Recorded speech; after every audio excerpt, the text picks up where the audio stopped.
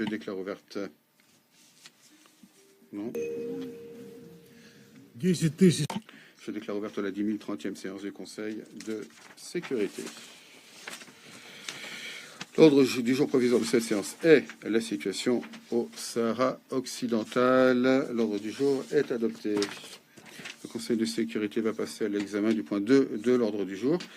Permettez-moi d'attirer l'attention des membres du Conseil sur le document S/2025/612 contenant un rapport du secrétaire général sur la situation au Sahara occidental. Les membres du Conseil sont saisis du document S/2025/692 contenant le texte d'un projet de résolution présenté par les États-Unis d'Amérique. Le Conseil est prêt à passer au vote sur le projet de résolution qui lui est présenté. Je mets le projet de résolution aux voix. Je demande à ceux qui votent pour le projet de résolution figurant dans le document S/2025/692 de lever la main.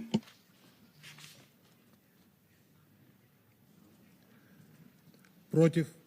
Contre. Воздержавшиеся. Abstention.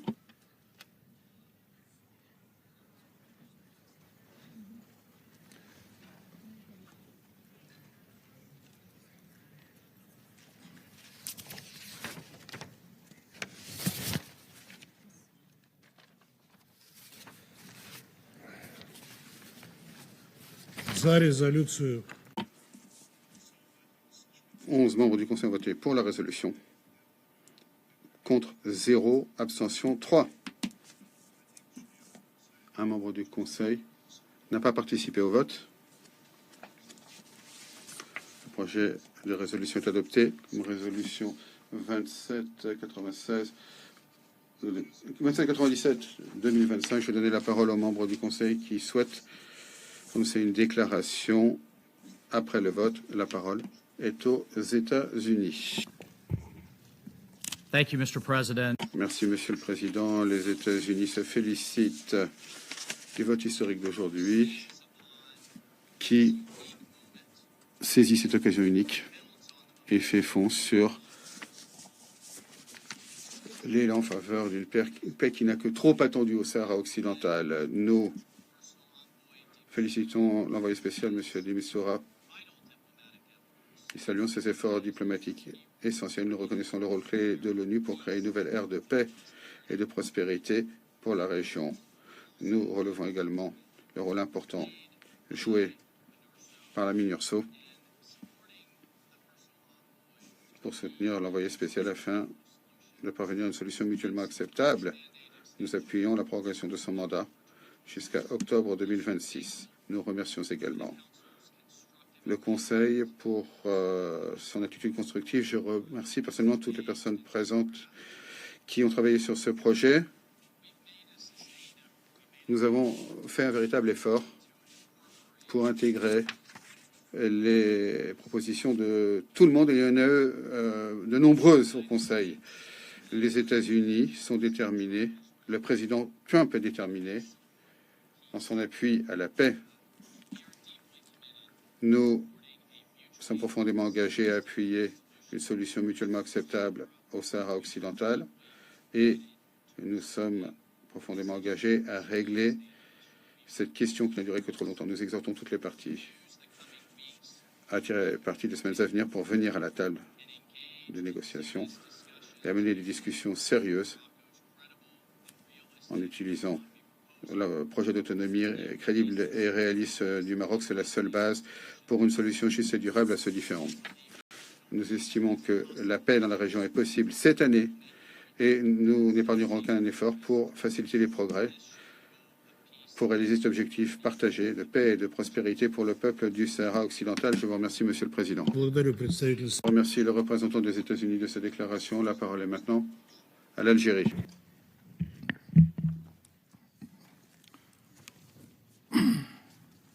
Monsieur le Président,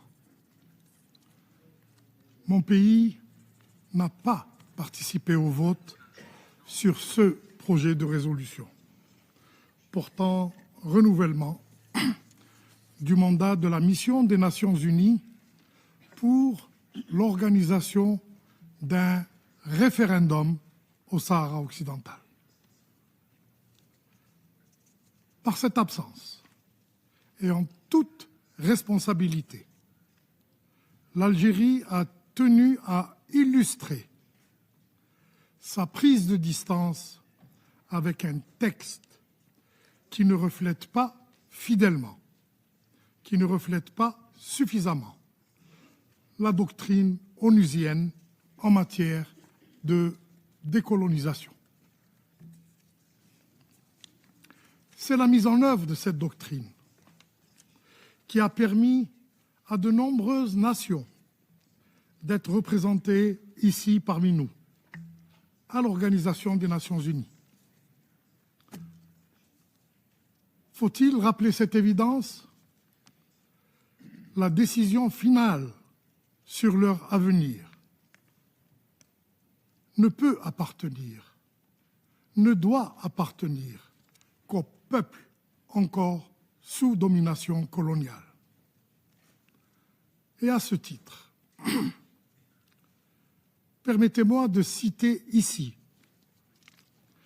le président Woodrow Wilson des États-Unis d'Amérique, qui affirmait, et je vais le citer en anglais,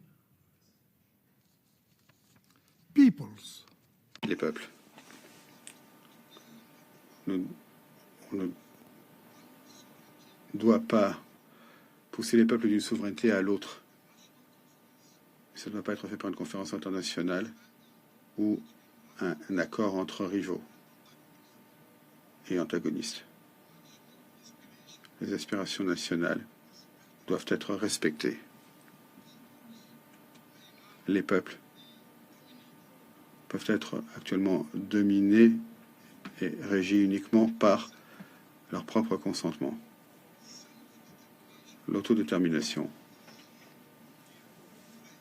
n'est pas un simple mot, c'est un principe impératif de l'action. Je vous invite tous à méditer profondément cette déclaration.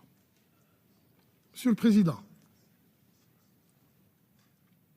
en tant que pays voisin des protagonistes au Sahara occidental, l'Algérie s'est engagée de bonne foi et avec un esprit constructif dans la négociation du texte qui nous a été proposé. Et je tiens à saisir ici, à cette occasion, pour remercier le porte-plume, les États-Unis, qui, contrairement à ce qui s'est passé l'année dernière, n'a pas ménagé ses efforts pour améliorer le texte et dégager un compromis entre les parties prenantes. Un compromis qui aurait pu unir l'ensemble des membres du Conseil. Bien sûr, et nous le reconnaissons ouvertement, des améliorations substantielles ont été apportées au texte initial. D'abord, en rappelant les paramètres fondamentaux d'une solution juste et durable au conflit du Sahara occidental. Ensuite, en consacrant le droit inaliénable du peuple du Sahara occidental à l'autodétermination. Enfin, en engageant les deux parties, le Royaume du Maroc et le Front Polisario, dans des négociations de bonne foi et sans conditions préalables sous l'égide des Nations Unies. Mais malheureusement, le texte qui nous a été finalement soumis souffre encore d'insuffisance. Il est en deçà des attentes et des aspirations légitimes du peuple du Sahara occidental, représenté par le Front Polisario. ce peuple qui, depuis plus de 50 ans, résiste pour avoir, et lui seul, son mot à dire sur son propre destin. Mais que manque-t-il donc à ce texte? Si l'objectif est unanimement partagé et qui est de trouver une solution durable, juste et mutuellement acceptable, qui pourvoit au droit à l'autodétermination du peuple du Sahara occidental. Le moyen d'y arriver, je dois le souligner, suscite des interrogations légitimes. Selon nous, le cadre étriqué de la négociation proposée, qui met en avant une option par rapport aux autres, empêche la créativité et la flexibilité nécessaires de se déployer pour faire aboutir un accord librement consenti en application de la doctrine des Nations Unies en matière de décolonisation. De plus, ce texte organise un déséquilibre entre les deux parties en conflit, en mettant l'accent seulement sur l'ambition territoriale de l'une et passant sous silence les aspirations de l'autre, en l'occurrence le peuple sahraoui qui revendique la liberté. La preuve, cette résolution, ce texte ignore les propositions du Front Polisario, pourtant transmises tout récemment au secrétaire général des Nations Unies et au Conseil de sécurité, et qui ont été publiées sous la cote S 2025/664. C'est une partie au conflit et son opinion doit être entendue, sinon prise en considération. Ce texte suscite enfin, et là je voudrais que l'on m'écoute bien, ce texte suscite des interrogations juridiques,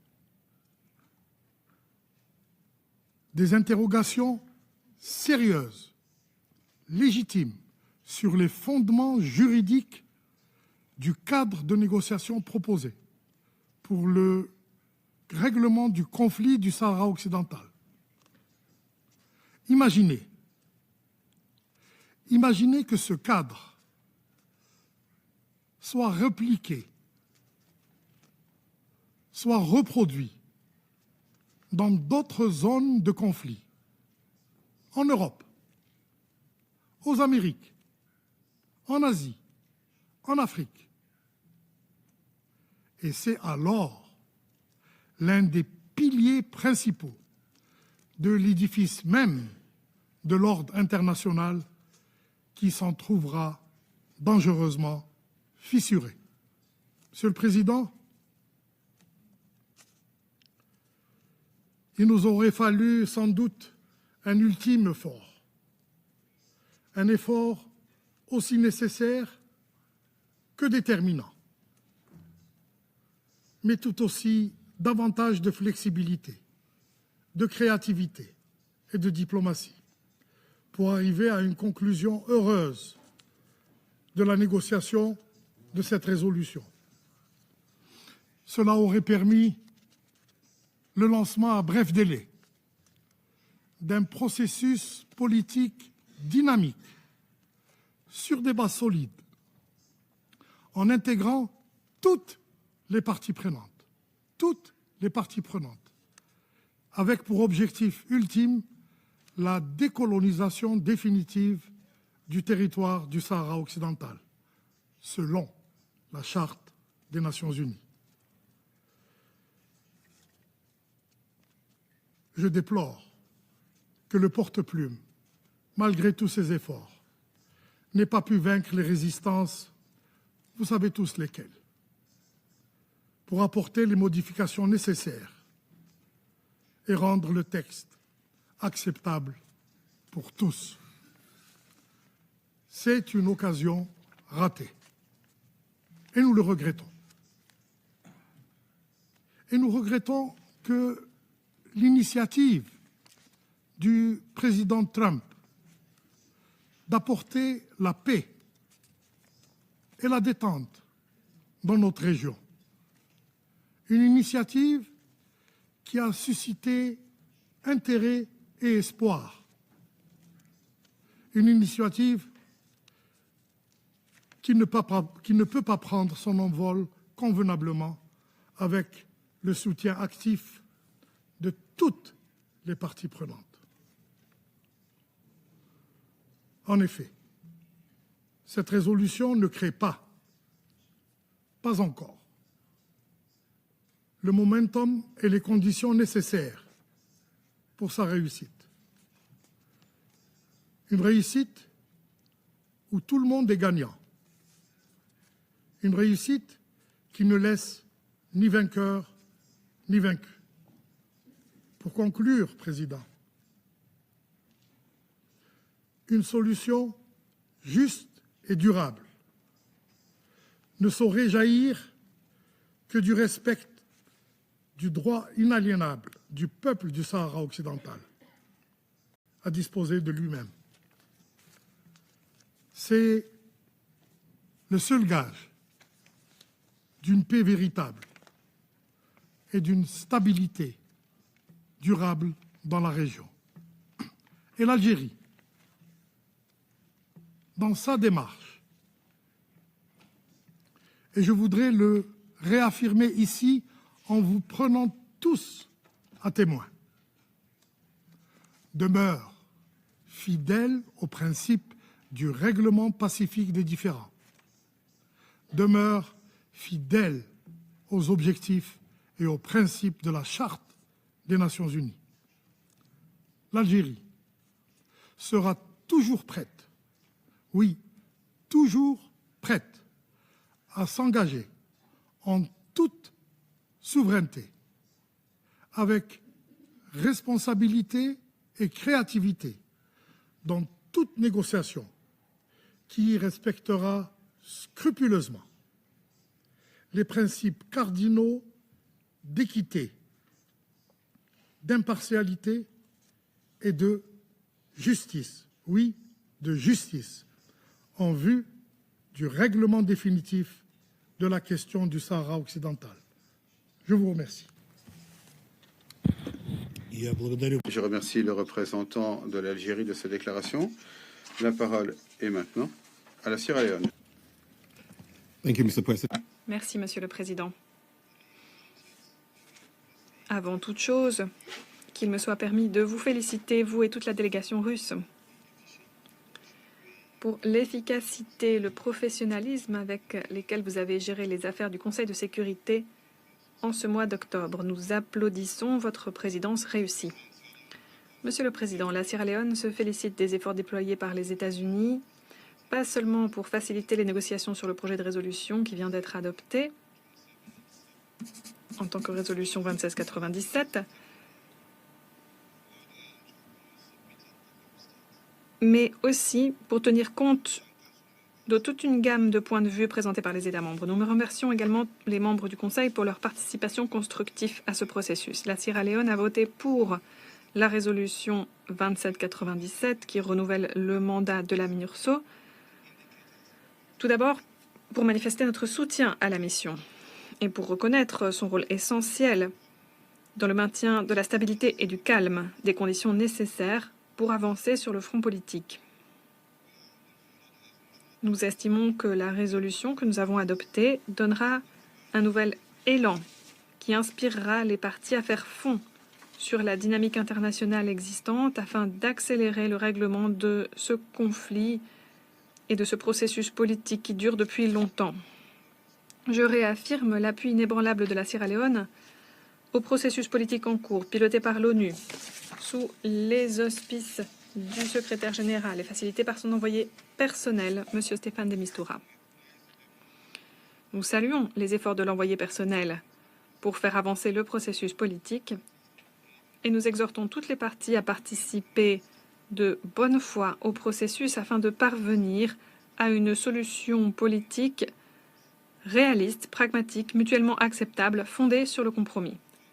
Nous avons voté pour également afin de manifester notre appui à l'initiative d'autonomie marocaine qui respecte le droit international et le principe d'autodétermination qui peut être réalisé via différents biais, au cas par cas, comme l'a reconnu l'Assemblée générale des Nations unies. Le Conseil estime que l'initiative d'autonomie du Maroc est une approche réaliste et crédible pour faire avancer le processus, et ce, dès sa présentation en 2007. Nous prenons bonne note de la dynamique internationale qui existe autour de cette initiative.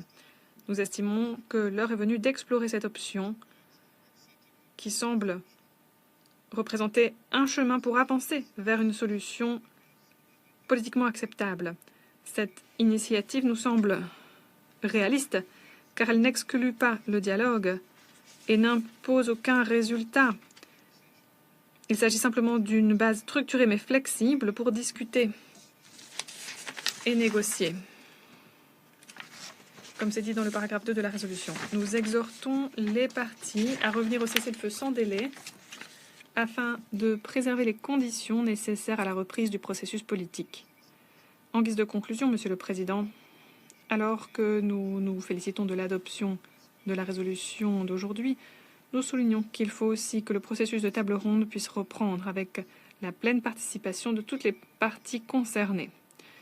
Nous applaudissons l'engagement pris par le Maroc au plus haut niveau politique à parvenir à une solution de consensus. Je cite une solution où il n'y aura ni gagnant ni perdant.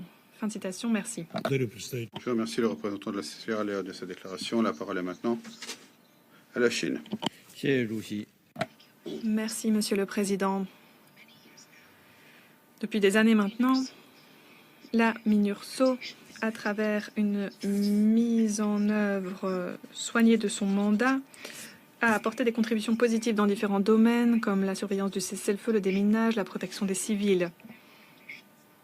De cette façon, elle a rassemblé des conditions favorables à un règlement politique. Nous sommes favorables à la prorogation de son mandat pendant 1 an supplémentaire et nous espérons que toutes les parties pertinentes continueront d'intensifier leurs échanges et leur coopération avec la mission pour veiller à ce que son mandat puisse être mis en œuvre. Au cours des consultations sur le projet de résolution, un certain nombre de membres du Conseil, y compris la Chine, ont apporté des contributions constructives dans l'espoir d'aboutir à un texte plus équilibré, plus juste, respectant les préoccupations de toutes les parties impliquées dans le dossier du Sahara occidental et de tous les membres du Conseil. Hélas, le texte final n'est pas équilibré, ne tient pas compte de toutes les préoccupations de toutes les parties et n'a pas un reflet fidèle de toutes les propositions. C'est pourquoi nous nous sommes abstenus lors du vote. Nous espérons qu'à l'avenir, la délégation porte-plume, dans une attitude constructive, facilitera des consultations plus équitables au sein du Conseil et s'efforcera de parvenir à un consensus plus large. Monsieur le Président, la position chinoise sur le dossier du Sahara occidental n'a pas changé. Elle est claire. Nous espérons qu'une solution politique sera trouvée car pour nous, c'est l'issue, fondamentalement. Les résolutions pertinentes du Conseil de sécurité sont une base importante pour avancer. Le dialogue et les négociations représentent l'approche qu'il faut adopter.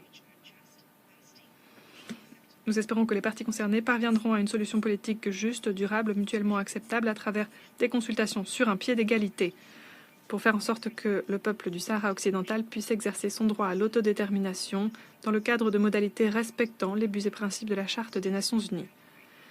Nous attendons de l'envoyé personnel qu'il continue ses actions de bons offices afin de traduire la dynamique positive actuelle en résultats concrets et avance encore davantage sur le front politique. Merci. Je remercie la Chine. La parole est maintenant à la Slovénie. Thank you, Mr. President. Merci, Monsieur le Président. Nous remercions nous aussi les États-Unis, délégation porte-plume, ainsi que tous les membres du Conseil pour leur participation constructive aux négociations. Nous avons voté pour la résolution qui a été présentée aujourd'hui. Nous l'avons fait car nous appuyons sans réserve la MINURSO ainsi que le rôle des Nations Unies. Nous sommes d'avis que la MINURSO est une présence essentielle pour stabiliser la situation et la superviser. Et nous nous félicitons que son mandat ait été renouvelé pour 1 an. Nous avons aussi voté pour ce texte car, pour nous, nous avons là une occasion à saisir pour faire des progrès réels vers une solution juste, durable et mutuellement acceptable. Une occasion que nous devons saisir alors qu'approche rapidement le 50e anniversaire du conflit. Nous nous félicitons de tous les efforts permettant de rapprocher les parties, de donner un nouveau souffle au processus. Un processus qui doit avoir lieu sur un pied d'égalité et tenir compte des positions et des propositions de toutes les parties. À l'avenir, nous promettons d'appuyer pleinement l'envoyé personnel, M. de Mistura, ainsi que le représentant spécial, M. Ivanko, et tous les acteurs clés qui veulent faire avancer les choses et parvenir enfin à la paix, à la stabilité et à la prospérité pour la région et son peuple. Monsieur le Président, s'agissant de la question du Sahara occidental, notre position n'a pas changé. Nous appuyons une solution juste, durable, mutuellement acceptable, une solution politique permettant l'autodétermination du peuple du Sahara occidental. Le droit à l'autodétermination, pour dire les choses simplement, la liberté de choisir soi-même, est un droit consacré dans la Charte des Nations Unies. C'est un droit inaliénable pour tous les peuples. Le Conseil de sécurité ne peut le nier pas plus que les États membres et nous nous félicitons que ce droit soit pleinement reconnu et garanti dans la résolution que nous avons adoptée. En outre, nous le disons aussi clairement, selon nous, le texte adopté aujourd'hui ne doit être interprété comme tranchant sur la question de la souveraineté. Dans un sens ou dans l'autre, ma délégation continue d'estimer que le Sahara occidental est un territoire non autonome. Monsieur le Président, nous avions espéré qu'avec ce renouvellement, nous pourrions dégager un consensus, ce qui aurait été de bon augure pour l'avenir des négociations. Nous avons constaté qu'au cours des négociations, le texte a continué d'évoluer. Il a été amélioré, certaines préoccupations ont été prises en compte. Cependant, à la fin, nous avons abouti à un texte qui n'est pas le reflet total des positions de tous les membres. Nous n'avons pas pu l'adopter par consensus. Cela étant dit, nous espérons sincèrement qu'il sera toutefois possible de faire des progrès sur le plan politique. Nous encourageons toutes les parties à participer de bonne foi, en gardant l'esprit ouvert, et à mettre sur la table toutes les idées et suggestions permettant d'étayer une solution mutuellement acceptable et définitive. Merci. Je remercie le représentant de la Slovénie de cette déclaration. La parole est maintenant à la République de Corée. Merci, Monsieur le Président. Nous remercions les États-Unis, délégation porte-plume, de leurs efforts pour préparer cette résolution. La République de Corée a voté pour le renouvellement de la MINURSO. Nous sommes un pays fournisseur de contingents à la MINURSO depuis 2009. Notre appui à cette résolution découle principalement de notre conviction dans l'importance de préserver les opérations de la mission qui jouent un rôle vital pour promouvoir la paix et la sécurité dans la région. Dans le même temps, nous reconnaissons qu'il existe différents points de vue sur les questions politiques impliquées dans le dossier du Sahara occidental. Notre position n'a pas changé. La question doit être réglée par le truchement d'une solution politique juste, durable et mutuellement acceptable via un dialogue entre les parties dans le cadre des Nations Unies. Nous espérons que cette résolution encouragera les parties à dialoguer de bonne foi dans le cadre de négociations. Comme l'ont souligné à de nombreuses reprises les membres du Conseil pendant nos négociations, cette résolution ne saurait être interprétée comme une façon de préjuger l'issue de ces négociations. La République de Corée continuera de travailler dans un esprit constructif pour appuyer la population du Sahara occidental dans sa quête de paix et de souveraineté. Merci. Je remercie le représentant de la République de Corée. La parole est maintenant au Pakistan.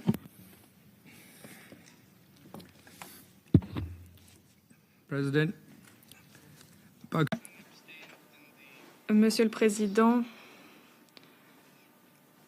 nous nous sommes abstenus lors du vote. C'est le reflet de notre position de principe, une position de longue date sur la question du Sahara occidental. Notre position sur ce dossier a toujours été fondée sur les résolutions adoptées par le Conseil de sécurité lui-même au fil des ans.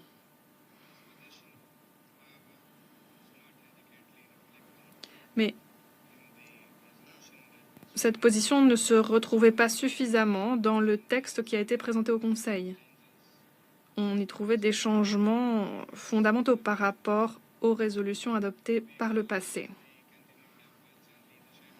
Nous reconnaissons les efforts que continuent de déployer les États-Unis afin d'essayer de trouver une solution à ce différend de longue date. Le Pakistan accorde aussi beaucoup d'importance à la question. Nous espérons qu'elle pourra être réglée le plus rapidement possible, a fortiori lorsqu'elle implique des pays amis avec lesquels nous entretenons des liens fraternels. Notre position a toujours été claire et cohérente. Nous sommes favorables à une solution politique juste, durable et mutuellement acceptable sans précondition, à même de garantir la réalisation du droit à l'autodétermination et tenant compte des points de vue de toutes les parties, conformément aux résolutions pertinentes du Conseil de sécurité et aux recommandations du secrétaire général et de son envoyé personnel. Mais cette résolution n'est pas pleinement fidèle à ces principes qui sont vitaux et qui restent essentiels pour faciliter une solution mutuellement acceptable. Pour nous, le principe clé de l'autodétermination qui est consacré dans la Charte des Nations Unies et qui repose sur le droit international restera toujours un principe sacro-saint, inviolable. C'est la base même de notre système de droit international de l'après-Deuxième Guerre mondiale, fondé sur la Charte des Nations Unies. Nous reconnaissons qu'il y a eu des efforts qui ont été déployés en un espace de temps assez court, une semaine, lors des différentes séries de négociations, pour tenir compte des préoccupations des uns et des autres. Cependant, les modifications apportées n'ont pas changé le fond et n'ont pas supprimé les déséquilibres. Le principe sous-jacent, à savoir que le peuple du Sahara occidental doit pouvoir décider de son avenir en exprimant sa volonté, a été sans cesse réaffirmé par les Nations Unies. Au cours du processus de négociation, nous n'avons eu de cesse de demander une approche qui ferait consensus, qui rapprocherait les points de vue et qui défendrait le principe de justice. Nous sommes fermement convaincus que pour que tout effort de paix soit couronné de succès, toutes les parties pertinentes doivent être rassemblées autour de la table pour un résultat qui soit véritablement acceptable par tous. Malheureusement, le texte final n'est pas le reflet d'une telle approche. En guise de conclusion, nous espérons que toutes les parties impliquées participeront aux négociations dans un esprit inclusif, un esprit de bonne foi, sans aucune condition préétablie, pour faire en sorte que tout processus à l'avenir soit véritablement le reflet des aspirations du peuple du Sahara occidental et inspire la confiance de toutes les parties prenantes. À nos yeux, une telle approche, et seulement une telle approche, nous permettra de parvenir à un règlement juste, durable, jetant les bases d'une paix pérenne et d'une stabilité de long cours dans tout le Maghreb et dans toute la région du Sahel. Je vous remercie. Я благодарю представителя Пакистана. Je remercie le représentant du Pakistan de sa déclaration. La parole est maintenant Thank you, Mr. Danemark. Denmark voted in favor. Merci. Nous avons voté pour le renouvellement du mandat de la MINURSO. Nous l'avons fait pour reconnaître le rôle de taille de la mission. Le secrétaire général a souligné que près de 5 ans se sont écoulés depuis la reprise des hostilités, avec un risque croissant d'escalade, nuisible pour la stabilité dans toute la région. Les tâches de suivi, de surveillance et d'établissement de rapports sont ô combien nécessaires dans un tel contexte. Et à cet égard, la MINURSO joue un rôle important. Alors que nous travaillons pour donner un nouveau souffle au processus de règlement du conflit, la présence de la MINURSO sur le terrain est fondamentale pour permettre les efforts de médiation de l'envoyé personnel.